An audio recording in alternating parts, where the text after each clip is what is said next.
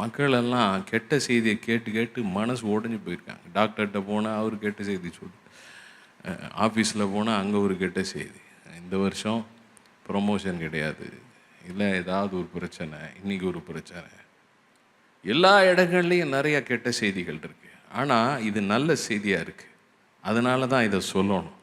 ஏன்னா நல்ல செய்தியை உதாரணமாக ஒருத்தவங்களுக்கு கல்யாணம் ஆக போகுதுன்னா இன்விடேஷன் அடித்து எல்லாருக்கும் கொடுத்து தெரிஞ்சவங்க எல்லாரையும் வர சொல்கிறாங்க இல்லையா?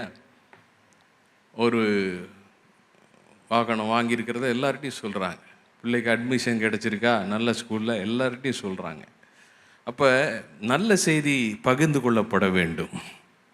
ஏன்னா அந்த சந்தோஷத்தில் எல்லாரும் பங்கெடுக்கணும், எல்லாரும் சந்தோஷப்படுவாங்க. இது இவ்வளோ சிறந்த செய்தி ஆகையினால் இதை நாம் மற்றவர்களிடத்தில் சொல்ல வேண்டும்.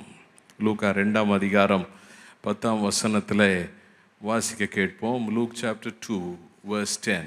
எல்லா ஜனத்துக்கும்னா எல்லா மனிதர்கள், எல்லா தேசங்கள், எல்லா வகையறா மக்கள் எல்லாருக்கும் நல்ல செய்தியை, சந்தோஷத்தை உண்டாக்கும் நல்ல செய்தியை உங்களுக்கு அறிவிக்கிறேன்னு தூதன் சொல்கிறார்.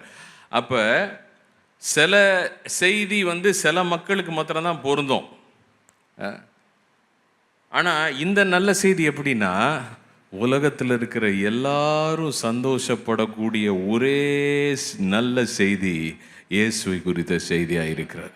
எல்லாருக்கும் சந்தோஷத்தை கொடுக்கும். எவரும் வெட்கப்பட்டு போவதில்லை, எவரும் ரட்சிக்கப்படுவார்கள், அழிவிலிருந்து மீட்கப்படுவார்கள்.